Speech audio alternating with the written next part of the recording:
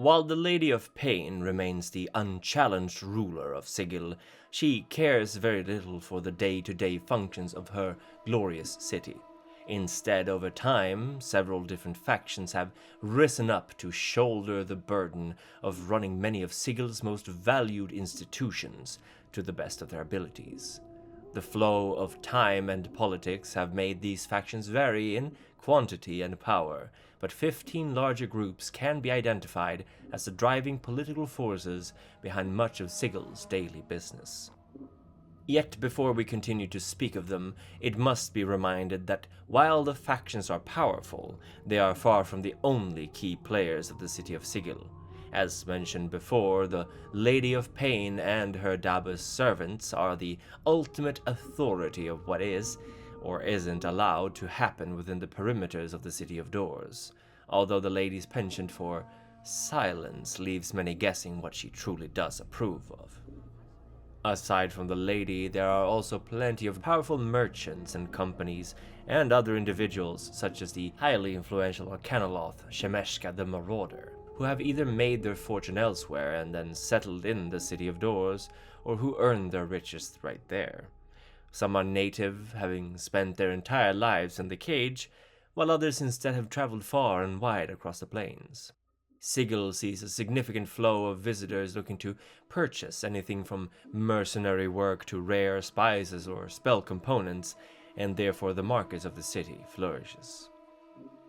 But to return to the factions. There are, as we have said, 15 of them, and they form a complex weave of alliances and rivalries. Yet they all agree somewhere that they have a duty to the citizens of Sigil, or at least those who profess membership of their factions. Each faction holds a specific view on what the absolute truth of the multiverse is, and they take every opportunity to both profess this faith and try to proselytize it to new arrivals to Sigil. It is a fact that faith is the most powerful force upon the planes, and that they will conform, to a degree, based upon whatever faith in how the multiverse works is the strongest. And this gives justifications for these guild-like factions to work as hard as they can to try to see their worldview as the most legitimate and established one. That is, of course, not all. While the factions are driven by strong motivations for promoting their worldview, a significant number of them are also easily as motivated by the power and wealth that ruling over a portion of Sigil brings. There is a continuous cold war between many of them over influence over the city and access to the many riches it brings, and quite a few members of these factions are far more worldly and materialistic than their organizations might seem from the outside. Joining a faction is often quite simple, and when one does so, the title of Namer is granted. This comes from the idea that you are a member in name and not in deed, so far, and the vast majority of Namers remain that way. They may occasionally do service to their faction, but they hold no greater allegiance to it, and tend to also not be particularly involved in faction politics. Once a cutter has proven themselves to the faction, they may be given the title of factotum, and these are full-time factioneers, and will often gladly take on more dangerous or clandestine missions for their faction if it will help them further. There are still some factotums who have their own interests in mind above that of their faction, but even they know the importance of loyalty. Most of the time. It cannot be understated the dangers of leaving your faction for another. You will be considered a traitor in the eyes of most, including the faction you are now joining, so any Burk whose allegiances are flexible in their constitution may quickly find themselves persona non grata in the City of Doors. Factors are the higher-ups, and they often govern strongholds or manage operations outside of Sigil for their faction. The factors of a faction also tend to form into a council where they aid the leaders of their faction, the factols, in their daily affairs, as well as help steer and focus their rather massive organizations. Factors have either spent a long time building support in their faction, or have shown themselves to be exceptionally reliable believers in their faction's ideas. Or both, regardless of which it is rare, close to unheard of, for a factor to jump ship unless under quite dire circumstances. Factol, finally, is of course the highest rank, and is held only by one member of the faction. Only 2 factions out of the 15 do not have Factols, those being the Free League and the Revolutionary League.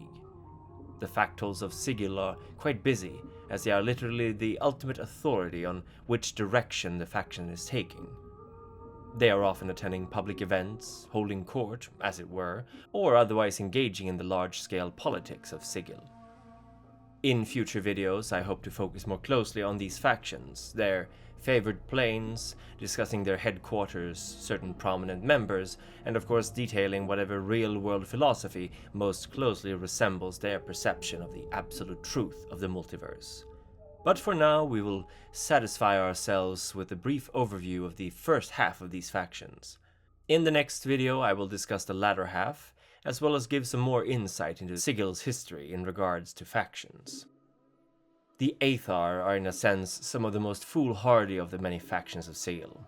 After all, they denounce the gods, and not just any gods, but all of them, arguing quite vehemently that they are at best conmen or parasites.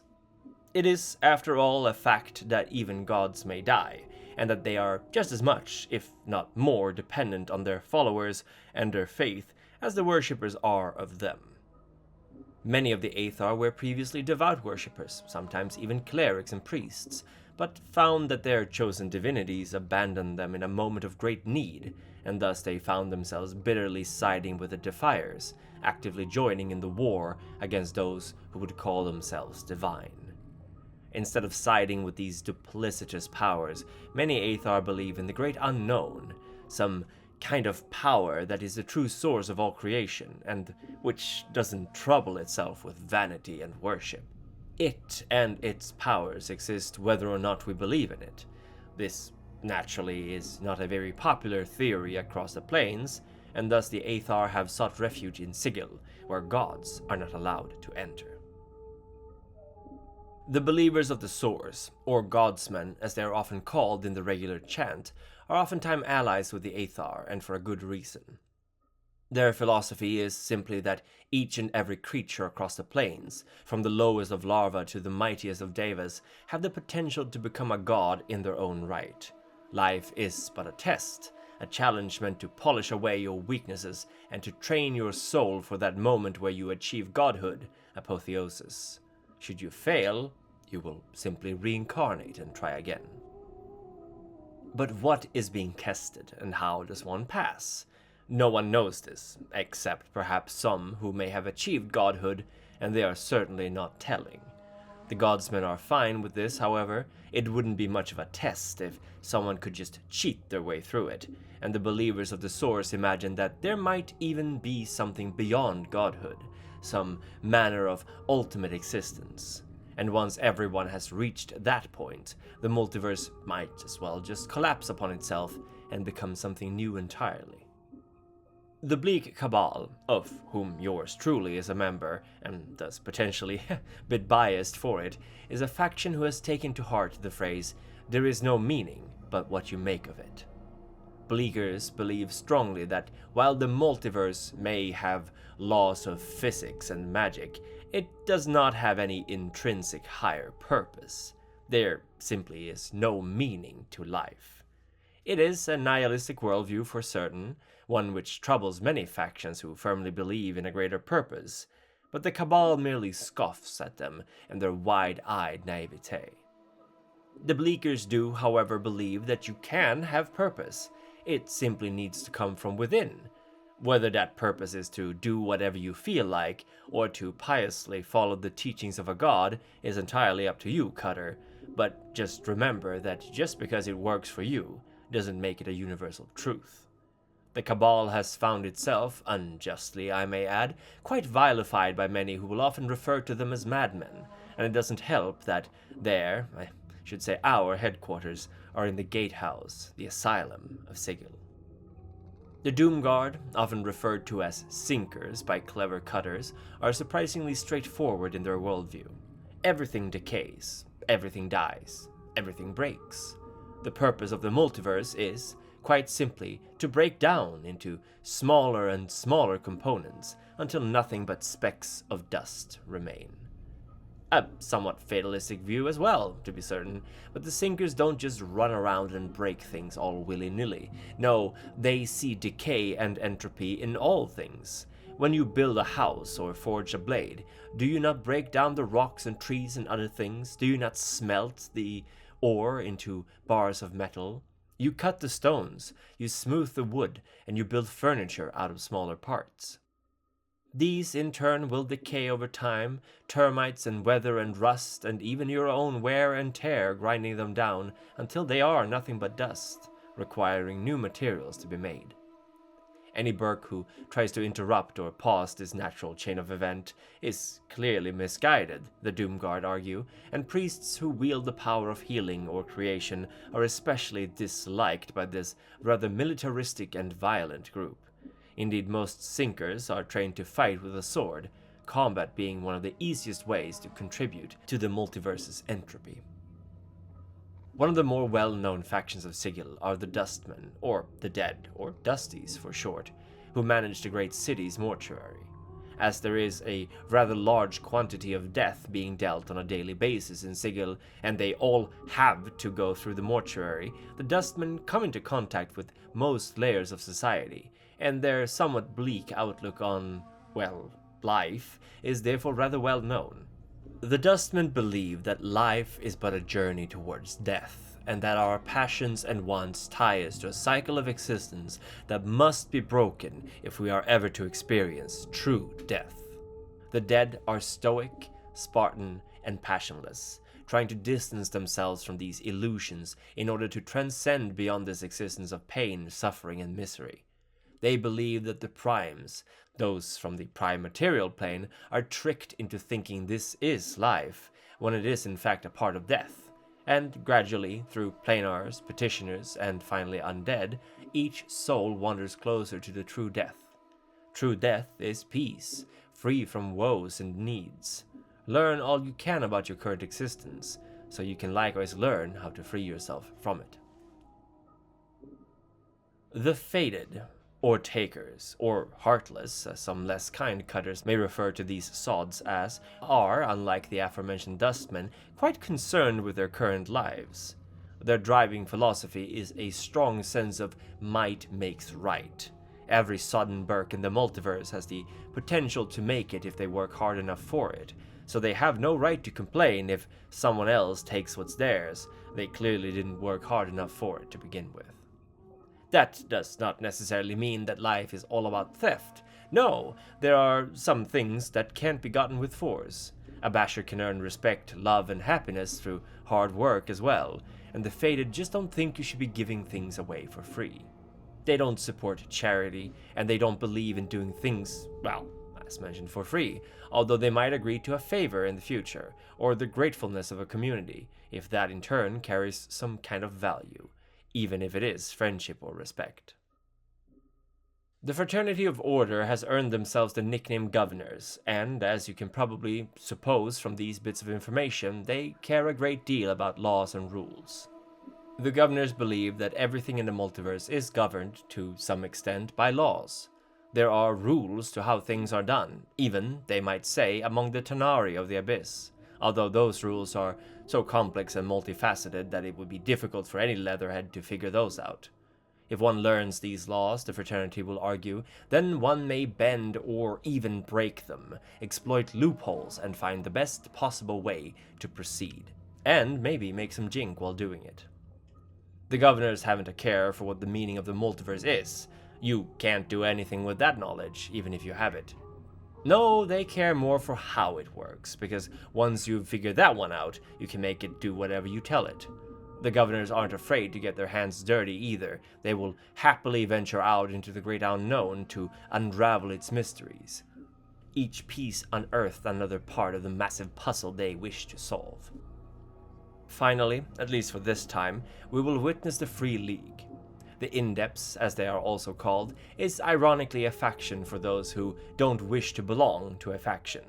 The Indepts have no factal or hierarchies, no set of rules or restrictions, and they operate independent of each other.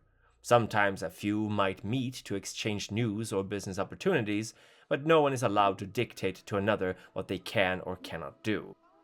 The Free League makes the Grand Bazaar of Sigil their headquarters, and for a good reason.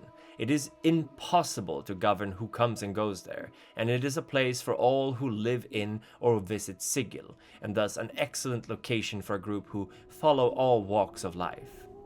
The downside of this is, however, that the Indepts have close to no sway in the politics of Sigil, nor any judges or council representatives who can speak for them in matter of law and policy.